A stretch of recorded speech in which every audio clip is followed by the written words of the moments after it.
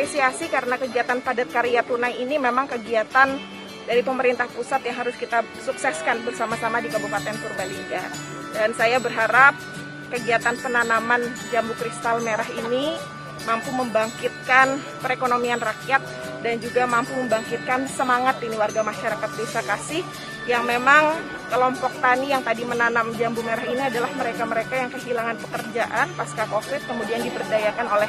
Pak Kades dalam hal pertanian. Mudah-mudahan ini akan menggerakkan perekonomian rakyat dan hasil dari jambu kristal merah ini nantinya produktivitasnya baik, kemudian bisa dijual dengan harga yang baik dan tentunya nanti berdampak terhadap juga peningkatan PADES dan juga pergerakan ekonomi masyarakat.